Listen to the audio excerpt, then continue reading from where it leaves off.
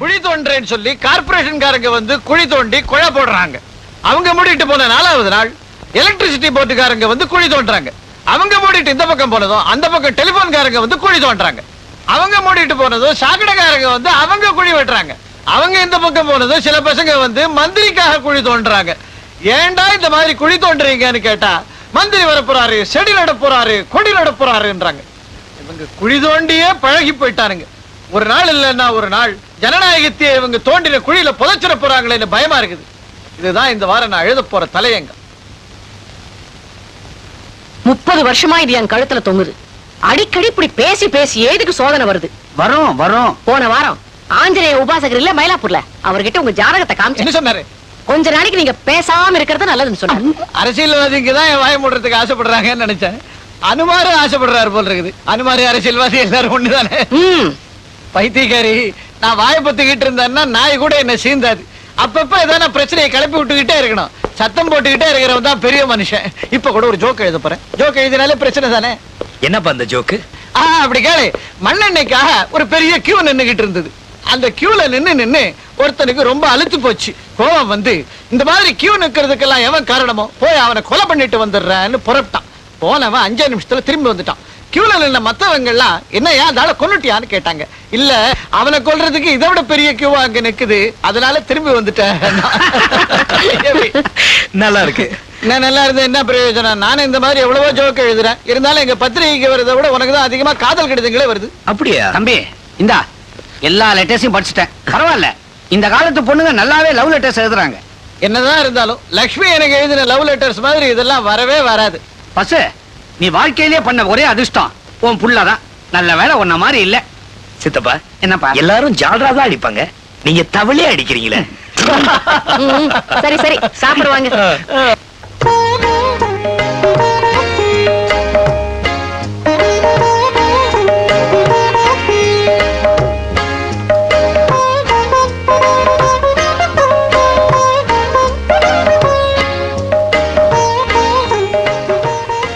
யார் இந்த போட்டோல இருக்கிற பொண்ணு? ரொம்ப அழகா இருக்காளே.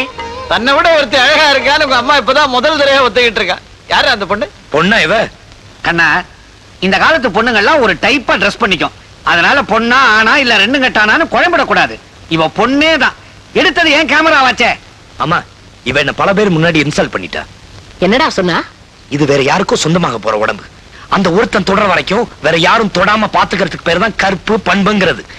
இத கூட ஒரு கலைஞனா இருந்துட்டு நீங்க புரிஞ்சுக்கலனா புகழ் உங்க கண்ணை மறைக்குதுன்னு சொன்னா.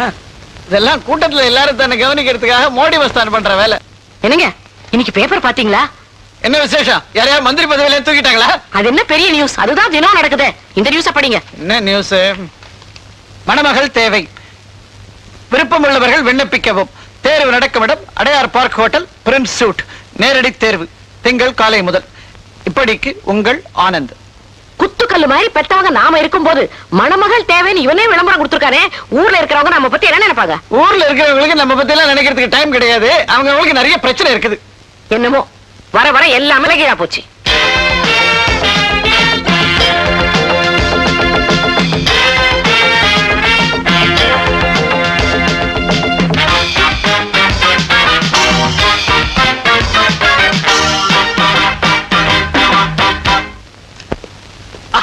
சித்தப்பா எந்திரிங்க.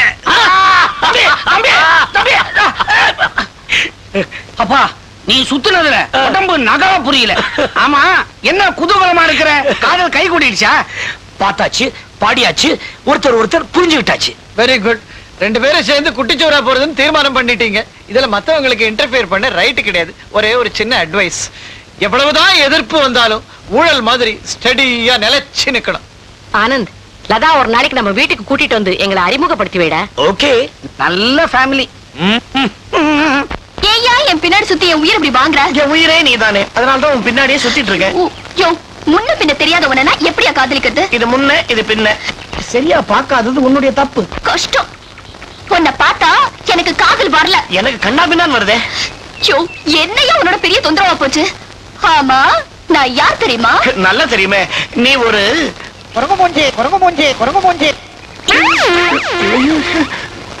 உன்னை பார்த்தாலே எனக்கு பரிதாபமா இருக்கியா? சரியா, நான் உன்னை கல்யாணம் பண்ணிக்கிறேன்னு வச்சுக்க. உன்னால எனக்கு வாழ்க்கையில என்ன தர முடியும்? உனக்கு நான் தரக்கூடியதெல்லாம் தருப்படி தருப்படி தருப்படி. இந்த தமாஷல வேணாம், நான் சீரியஸா கேக்குறேன். என் அழகுல மயங்கி தானே நீ என்ன காதலிக்கிற? இந்த பாரு, மத்தவங்க மாதிரி போய் சொல்லி நீ பாக்குறதுக்கு ஸ்ரீதேவி மாதிரி இருக்கல நான் சொல்ல போறது இல்ல. என்ன பொறுத்த வரைக்கும் நீ ஒரு மூதேவி மூதேவி மூதேவி. எங்க இருந்தது?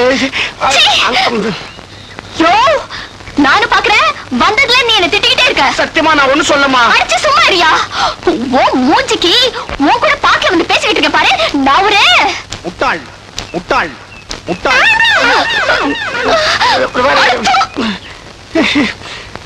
என்ன கர்மண்டாது? ஏயா, நானும் ரொம்ப நேரம் பார்த்துட்டு இருக்கேன். ஒரு பொண்ணை சரி பண்ண முடியலையா? என்னையா பண்ண சொல்றீங்க? நீ எல்லாம் ஒரு ஆம்பளையா? நான் ஒரு வழி சொல்றேன், கேக்குறியா? ஓடா தடியா, ஓடா தடியா, ஓடா தடியா. ஏய், என்ன திமிரு இருக்கு உனக்கு? இது வேணும், இன்னும் வேணும். என்னைய தடியா சொல்லுங்க. அட, எப்படா வந்த? இப்பதான். என்னது? கையை என்ன? காட்டு. என்ன கட்டு இது? என்னடா ஆச்சு? என்னடா இது? கால் கட்டு போடுறதுக்கு முன்னால கை கட்டோட வந்து நிக்கிற. சும்மா இரு பசு. அப்பா, எனக்கு எப்படி அடிபட்டதுன்னு கேட்கவே இல்லையே. நீ என்ன அரசியல் ரீதியாக அடி வாங்கி இருக்க போற? அந்த பொண்ணு லதா கிட்ட யாராவது ரவுடி பசங்க கெலட்டா பண்ணிருப்பானுங்க. நீ போய் அந்த ரவுடிகளை அடிச்சிருப்ப, அவங்க பதிலுக்கு ஒன்னு அடிச்சிருப்பாங்க. இதானே? டாட், எனக்கு அடிபட்டு ரத்தம் வந்ததும் லத்தா துடிச்சிட்டா, தாங்கையும் குடிச்சுக்கிட்டா. அதுல பொண்ணு உனக்கு ஒரு கஷ்டம் வந்தா உடனே அந்த கஷ்டத்தை தானே வரவழிச்சுக்கிறாளே, அவ பொண்ணு. இவ்வளவு இருக்காளு. அன்னைக்கு ஒரு நாள் பிளேட் அல்ல, கையை கீறிக்கிட்ட, ரத்தமா இவ வந்து பிளேடு சரியா இருக்கா, உடைஞ்சு போச்சான்னு பாக்குறா. இது என்ன பெரிய விஷயம்? நான் கூட தான் தம்பிக்கு ஏதாவது உதவி தேவைன்னா மாங்கு மாங்குன்னு செய்வேன். அப்படியா? அவசரமா எனக்கு இது வருது, எனக்காக நீங்க போறீங்களா? வாயை வச்சுக்கிட்டு சும்மா இருக்க வேண்டியது தானே? இதெல்லாம் வாங்கி கேட்டுக்கணும்னு உனக்கு அவசியமா? போய் நம்ம டாக்டருக்கு போன் பண்ணி ஒரு நல்ல டாக்டர் அனுப்பிச்சா. அதெல்லாம் ஒண்ணு வேணாம், எனக்கு எல்லாம் சரியாயிடும். தம்பி, லெட்டருக்கு நடுவுல எனக்கு ஏதாவது மணி ஆர்டர் வந்திருக்குதா பாரு. ஐயே பரதேசி சித்தப்பா. வேணும் உனக்கு? என்ன குடும்பமே எதுக்குது? கிங்கினி கிங்கினி கிணிகிணிகிணி கிங்கினி கிணிகிணிகிணி கிணிகிணிகிணி. அட, இப்படி ஐஸ்கிரீம் விக்கிற மாதிரி கத்திக்கிட்டே வர. என்னமா பண்ண சொல்ற? எல்லாம் உன் மேல ஒரு காதல் தான். காதல் தெய்வத்தை மணி அடிச்சு கூப்பிடுற, இது தப்பா? காதலா? மூஞ்சிக்கு காதல் ஒரு கேடா? இங்கதான் நீ தப்பு பண்ற. ஒரு பொண்ண ஒரு ஆண் காதலிக்கிறதுக்கு மூஞ்சி மட்டும் இருந்தா போறாது, வேற ரெண்டு விஷயங்கள் வேணும். ஒண்ணு நெஞ்சு, இன்னொன்னு முயற்சி. யோ, உனக்கு காதலன்னு சொல்லிக்கிற அளவுக்கு உனக்கு என்னையா தகுதி இருக்கு? கல்யாணம் படிக்கிறவன் நல்ல புத்திசாலியா இருக்கணும்னு ஆசைப்படுற. இதுக்கு என்ன சொல்ற நீ? வேற என்ன சொல்ல முடியும்? நீ கரெக்டான இருக்கிற. என்ன விட ஒரு அறிவு ஜீவி இந்த உலகத்துல ஒரு கிடைக்குமா? ஆமா, சும்மா எனக்கு அறிவு இருக்கான்னு கேட்டுட்டு இருக்கிறிய, உனக்கு அறிவு இருக்கான்னு நான் டெஸ்ட் பண்ணட்டுமா? சேலஞ்ச். நல்லா கவனி. உயிருக்கு உயிரா நேசிக்க பிக்னிக் போயிட்டு இருந்தாங்க. திடீர்னு அந்த காதலனை பார்த்து, கண்ணே எனக்கு இமீடியட்டா ஒரு பழம் வேணும்ட்டான். பழம் வாங்கணும்னா அந்த காதல கிட்டத்தட்ட 10 மைல் ஓடி ஆகணும். அங்கதான் கடை இருக்குது. ஆனா அவன் தயங்கலையே. அந்த காதலிக்காக ஓடினான் பழக்கடையின் வாசலுக்கே ஓடினான். ஆனா அங்க போனப்புறம் தான் அந்த மடையனுக்கு தெரிய வந்தது, அவகிட்ட என்ன பழம் கேட்க மறந்துட்டான். யோசிச்சு பார், வாங்காம அவனால போக முடியாது. 10 மைல் ஓடி வந்திருக்கான். இந்த நிலைமையில அந்த காதலன் என்ன வாங்கி இருப்பான் தெரியலையே. 10 மைல் ஓடி வந்து மூச்சு வாங்கி இருப்பான்.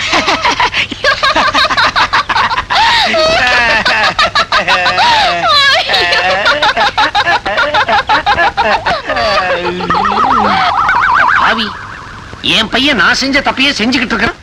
இவன் மூஞ்சி மோர கட்டைக்கு சொன்னா நீ நம்ப மாட்டேன். இவதான் என் பொண்ணு. அந்த பேமானி பாலாஜியோட நெருக்கமா பழகினான். பயத்துல 4 மாசம் அவன் ஏமாத்திட்டு ஓடிட்டான். வெளியே தெரிஞ்சா வெக்கக்கேடு, கர்ப்பத்தை எப்படியாவது கலைக்கணும்னு பொண்ணை கூட்டிக்கிட்டு புத்தூருக்கு போனேன். அங்க போய் பார்த்தா ஒரு பெரிய கியூவே இருந்துச்சு. இந்த மூதேவி பாலாஜியுடைய போட்டோ தான் எல்லார் கையிலயும் இருந்துச்சு. ஆமாடி, இந்த பொண்ணுங்களுக்கெல்லாம் ஏற்பட்ட கதி உனக்கு ஏற்படக்கூடாதுங்கிறதுக்காகத்தான் தகப்ப ஸ்தானத்துல இருந்து இதையெல்லாம் உனக்கு சொல்றேன். கேட்கறதும் விடுறதும் ஓ இஷ்டம். அதுக்கு மேல ஆண்டவன் விட்ட வழி. இந்த போட்டோ எல்லாம் கொடு, இன்னும் 4 இடத்துல கொண்டு போய் காட்டணும். உன் போட்டோலயும் ஒண்ணு இருந்தா கொடு, இந்த ஆல்பத்துல சேர்த்துக்கிறேன். வரம்மா.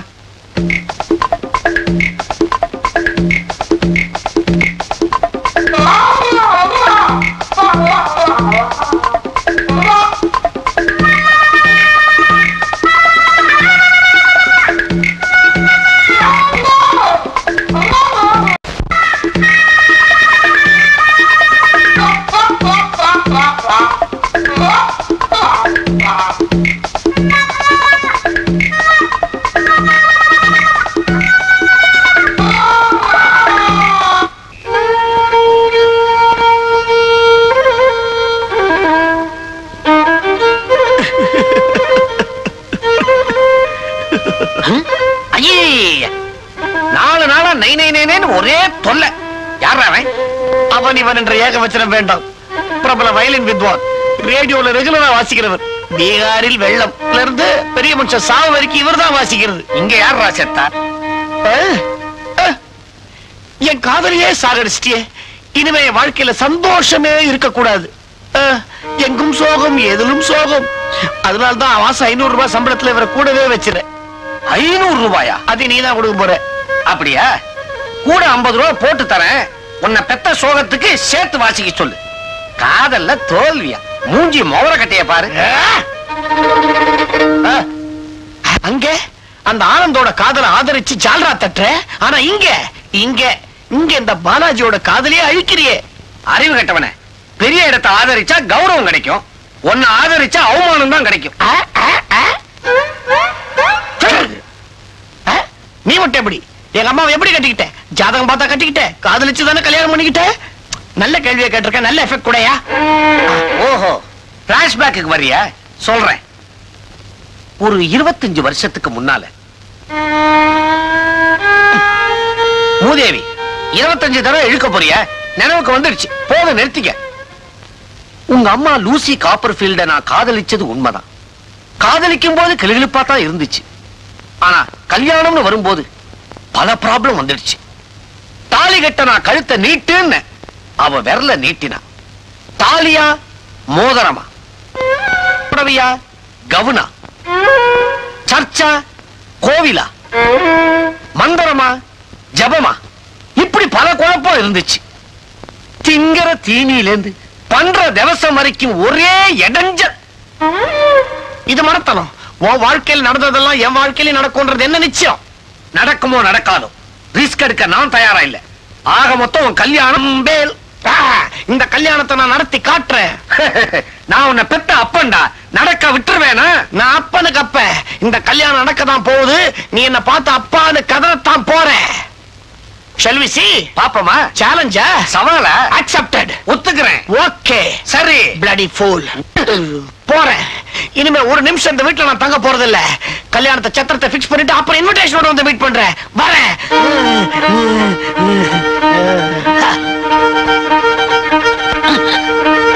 அண்ணே, கொஞ்சம் அதை இப்படி கொடுக்குறீங்களா?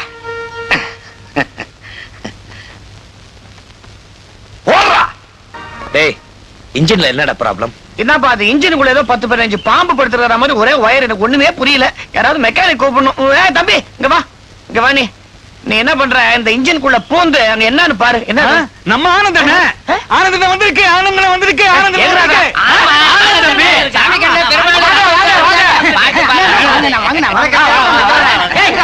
சத்தம் போடாதீங்க, சும்மா இருங்க, சும்மா இருங்கப்பா. ஆனந்த் சார், எங்க பேட்டையில 10 ஜோடிகளுக்கு இலவசமா திருமணம் நடத்துறோம்.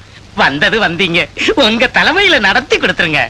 நானும் சாதாரணமா இந்த மாதிரி ஃபங்க்ஷன்லாம் கலந்துக்கிறது இல்ல. உன்னை யாரையா கூப்பிட்டது? தம்பி, நீங்க வந்து கொஞ்சம் தலைமை தாங்கி வாழ்த்தணும். உங்களுக்கு புண்ணியமா போகுது. வாங்க வாங்க. நானும் வரம்பா. என்ன விட்டுறேன்? தம்பிக்கு தங்கமான மனசு. என்ன இருந்தாலும் கல்யாணம் செய்ய மாட்டேன். என்ன மாப்பிளைய புடிச்சு வச்சிருக்க காரியத்தை.